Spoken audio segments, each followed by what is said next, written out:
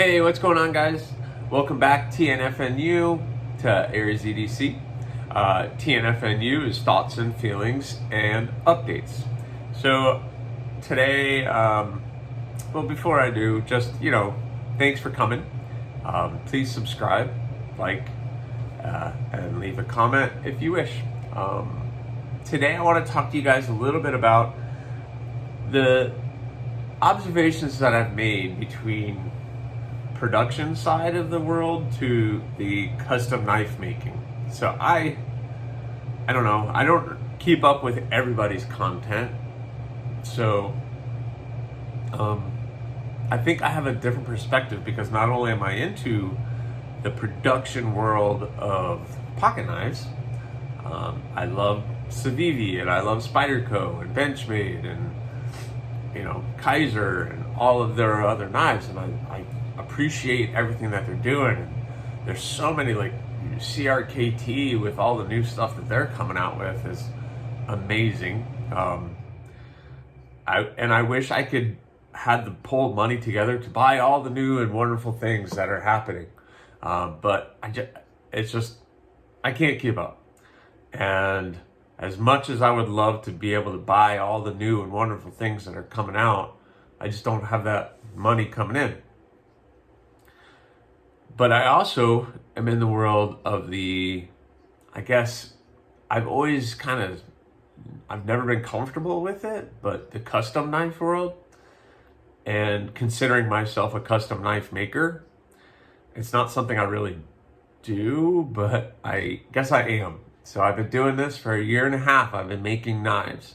And I take inspiration from the production world, and I try to bring that into my fixed blades that I make, if that makes sense. So, but I make EDC sized fixed blades that everybody can carry comfortably on a daily basis, either on their person or in a bag or on a backpack, and they can strap it on and always have that blade ready for any cutting needs that they need.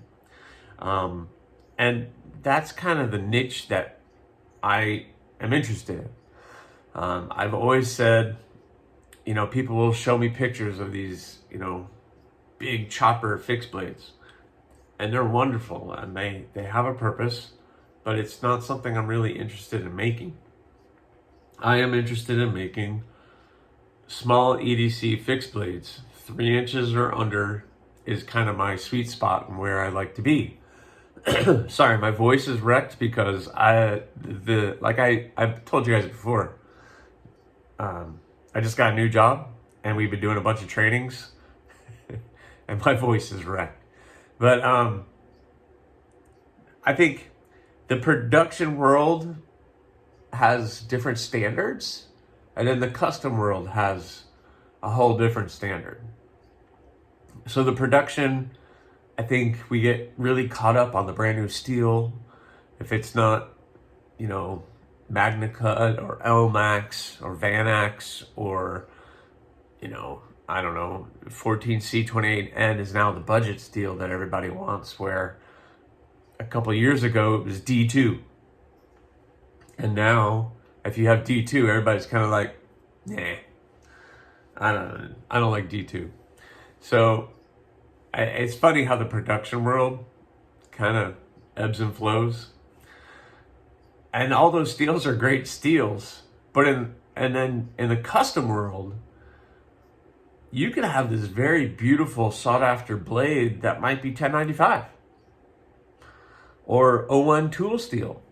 But I think if the production world, if CRKT made a knife, and I'm just throwing this out there, I just picked that out of my brain. If they made a knife and it was O1 tool steel, I think people would be like, what? No, I'm not buying O1 tool steel. But in the custom knife world, that's a very common steel. So it's 1095. I've been working a lot with 80 CRV2, and that's a great steel. Or, you could even go as far as making your own Damascus, and some of the stuff that's out there is pretty mind-blowing when it comes to the Damascus. And I give anybody respect for doing doing their own sand mines in Damascus. And let me start by saying I'm not a metallurgist and I don't understand everything that comes along with steel. I'm just making an observation. It's just amusing because I have my toes in both worlds. I get to talk to people in the production world, and I'm interested in the production world and keep up with all of you guys who are doing great stuff with content, with production. But I'm also kind of in my own little world of custom knives. And I just stick to what I like. And the production world is one thing, and then the custom world is another. And it's also the cost of the steels. You know, I would love to be able to make something out of MagnaCut, but I'm not really set up to do it. And based on what I've heard, MagnaCut is a real pain in the butt to work with. You're going to go through belts and you're going to go through all of these different things. So it's funny how in the production world you look at a finished model and you look at it and then you critique it for what it is. But then a custom knife, for me, chasing the perfection of making a perfect blade, that's my thing. So I always forget to bring this down. So for instance, my little rock hopper.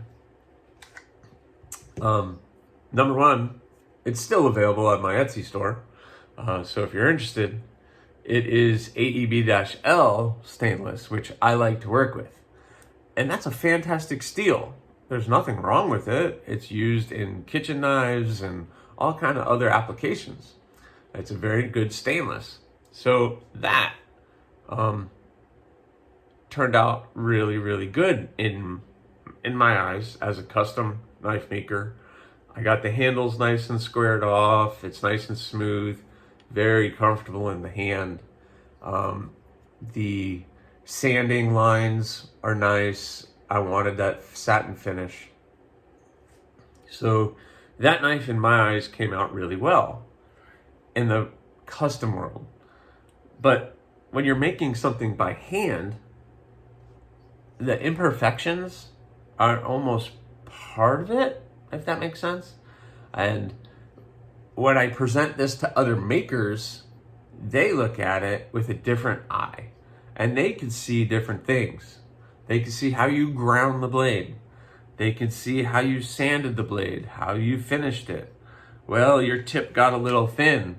Maybe you should work on making those tips a little bit thicker so that the user,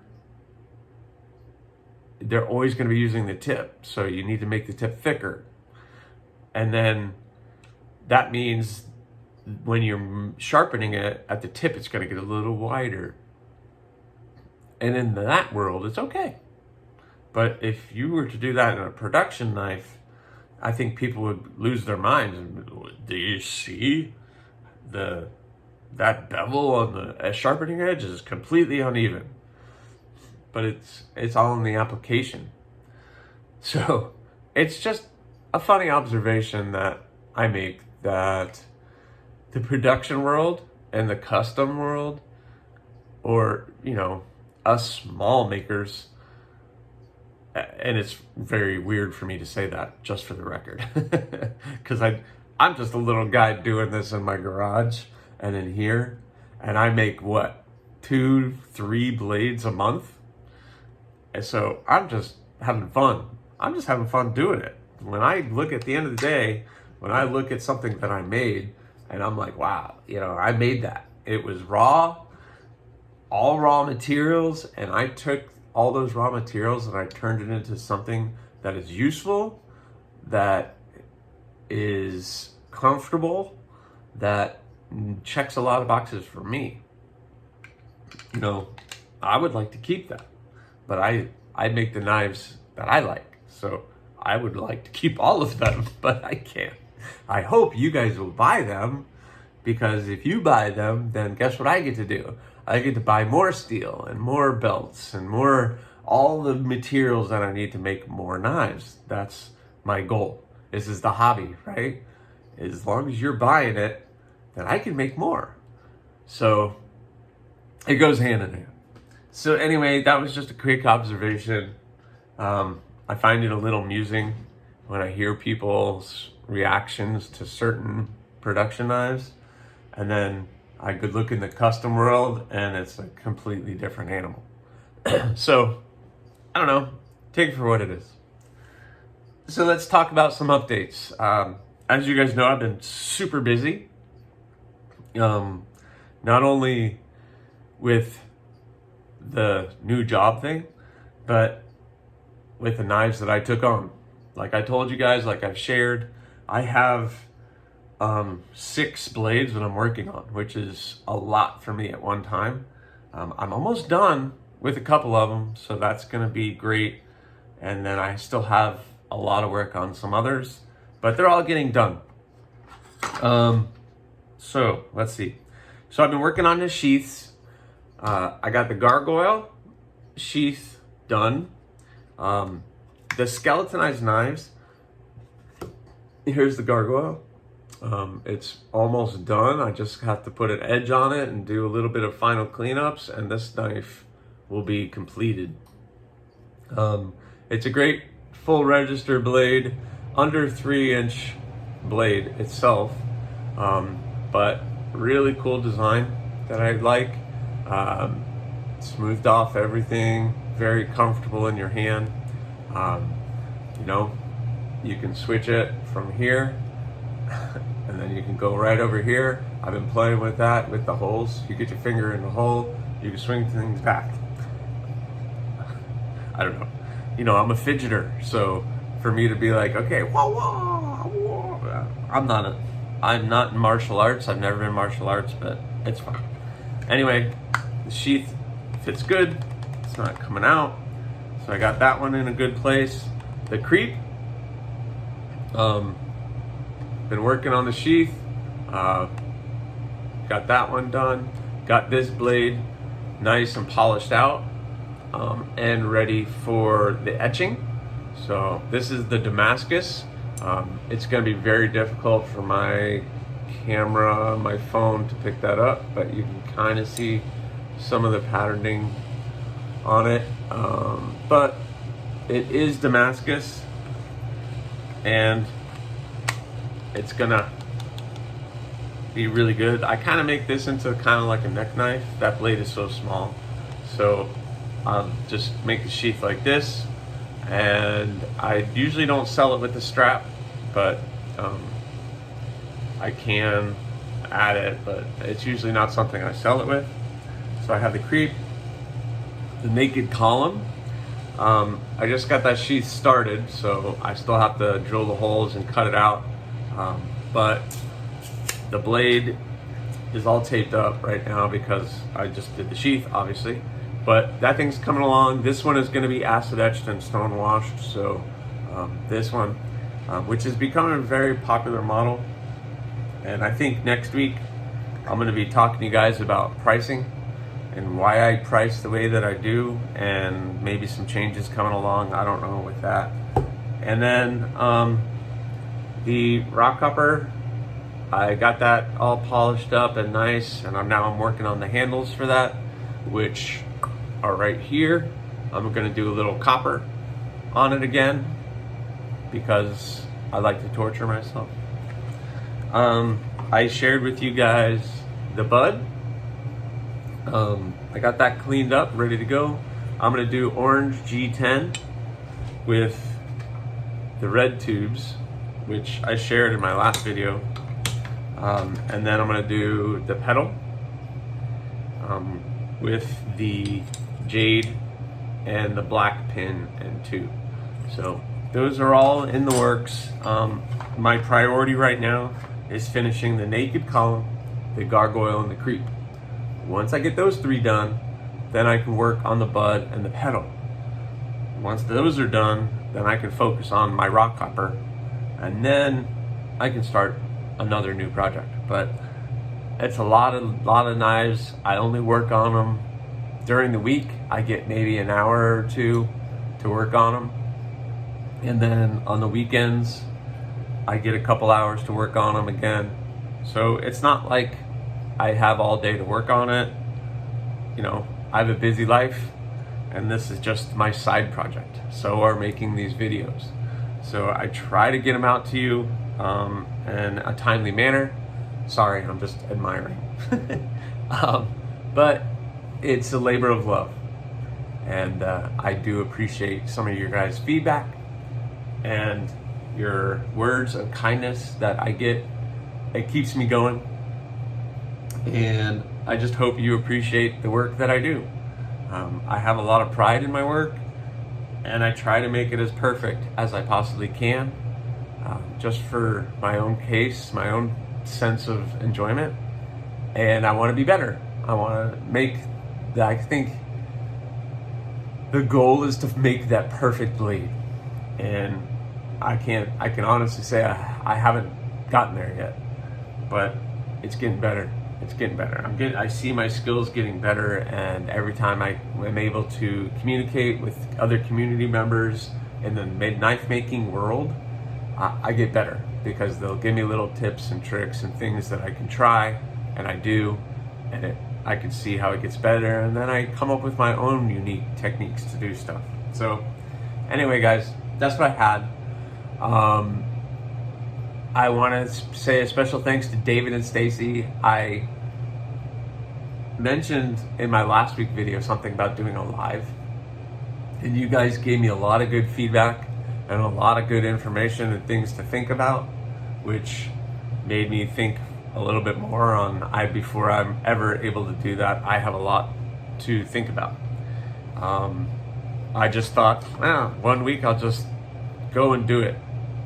You know, I might get 10, 15 people, I would hope, to come to one of the lives where I can talk about maybe some of the things I discussed today. Your production, and then the custom. Maybe you guys can ask me some questions on the custom world, because maybe the making part of it, people can't grasp that concept. Because when I see a knife, I can see how it's made, and not that the production world is done by hand. I know there's machines involved, and that's the only way you're really going to be able to bust things out in the speed that you need to and in the numbers. But in the custom world, it's a little different. And those guys who are doing it full time, that's awesome. But you guys have seen my equipment and what I could do. So I can only pump out the numbers. You see, I've been working on this 6 for a while. I wish I could go faster, but it is what it is. But David and Stacy, you guys were very helpful. Thank you very much. You gave me a lot to think about. So if you still want me to do a live, let me know. I know I have some friends overseas who, they were like, man, I'm not gonna be able to, I'm in Australia, I'm in Germany. And that makes it tough, because I want everybody to come, but I can only do it during times that I'm alive, which is not very long, because at night I crash pretty early.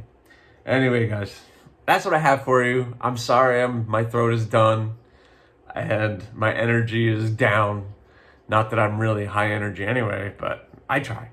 But thanks for watching. Please subscribe, like, leave a comment, or not. The choice is yours.